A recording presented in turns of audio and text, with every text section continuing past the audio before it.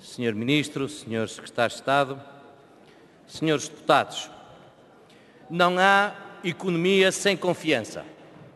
E a verdade é que hoje, em Portugal, não há confiança para investir. Em consequência, a economia ressente-se e não cresce. É a triste realidade que o atual Governo introduziu. Em primeiro lugar, não há confiança por parte dos investidores nacionais.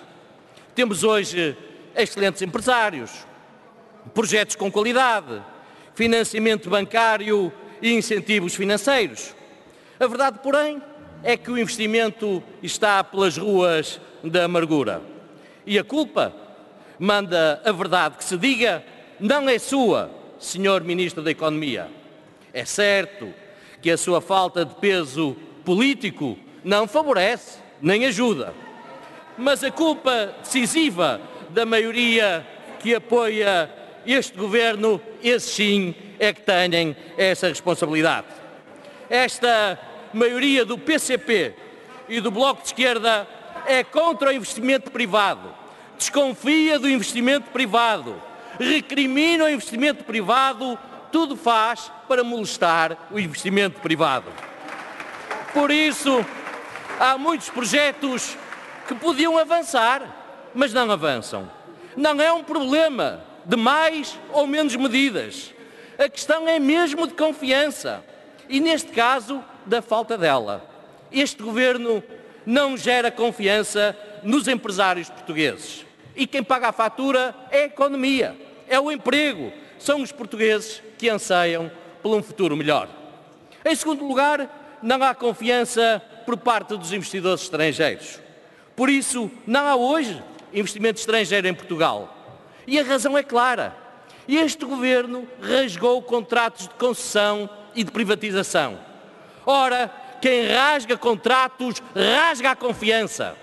Pior ainda, este Governo rasgou a palavra dada. Em 2014, o Partido Socialista comprometeu-se com o PSD e o CDS numa redução gradual e faseada do IRC. Foi um sinal importante para os investidores. Chegou ao poder e a primeira coisa que fez foi rasgar o compromisso que antes assumira. Ora, a verdade ressalta logo, nua e crua. Quem rasga contratos, quem rasga compromissos, rasga a confiança. E sem confiança, não há um único investidor estrangeiro que ponha €1 em Portugal. E quem diz isto, Senhor Ministro, não é a oposição do PSD ou do CDS. Esta constatação não é partidária. Quem diz isto são os investidores internacionais, que ainda ontem, infelizmente, desaconselharam o investimento em Portugal. Quem diz isto é a OCDE, é a Comissão Europeia, são todas as organizações internacionais que, de forma mais ou menos clara, assumem publicamente duas coisas: que até 2015 Portugal estava no bom caminho e que a partir deste ano, com este Governo, a imagem de Portugal se degradou de forma absolutamente brutal e preocupante. Tudo por uma razão, uma única razão. Antes havia confiança em Portugal. Agora, este Governo e esta maioria dilapidaram irresponsavelmente o clima de confiança para investir em Portugal. Senhor Presidente, Senhor Ministro, Senhores Deputados, o Senhor Ministro da Economia pode apresentar medidas no domínio da capitalização das empresas, e isso é positivo. A Senhora Ministra da Presidência pode falar do Simplex, e isso é relevante. O Senhor Primeiro-Ministro pode explicar que todo o investimento é bom, venha ele de onde vier. Tudo isso é importante. Mas tudo isso passa ao lado do essencial. E o essencial é a falta de confiança para investir em Portugal. É a razão decisiva. É esta.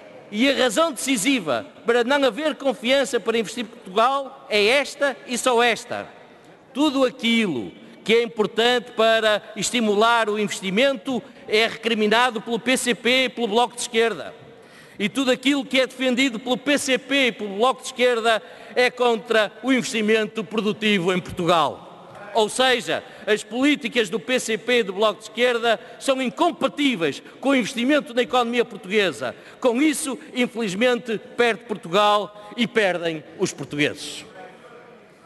Senhores deputados da maioria, deixem-se de truques e deixem-se de habilidades. Deixem-se das frases de circunstância só para agradarem à nomenclatura dirigente. Vão falar com os empresários, vão ouvir os investidores e concluirão que o problema não é a medida A ou a B. A questão não é a decisão C ou D. O problema é a falta de confiança. E a confiança não se decreta. Ou existe ou não existe. E hoje, manifestamente, não existe. Quem perde com isso? Hoje somos jovens que procuram emprego. São os empregados de longa duração que perdem a esperança. São as famílias que perdem poder de compra. São os portugueses que perdem a ambição de um futuro melhor. Mas isso é no imediato. No futuro perderão também Vossas Excelências, governantes e deputados desta nomenclatura, desta maioria recalchutada.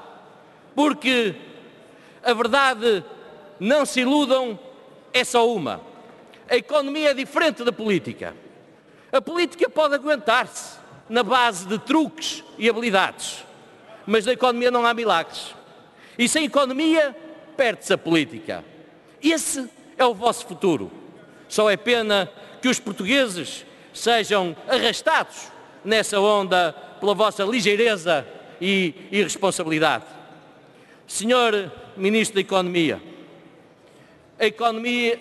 a confiança também se conquista.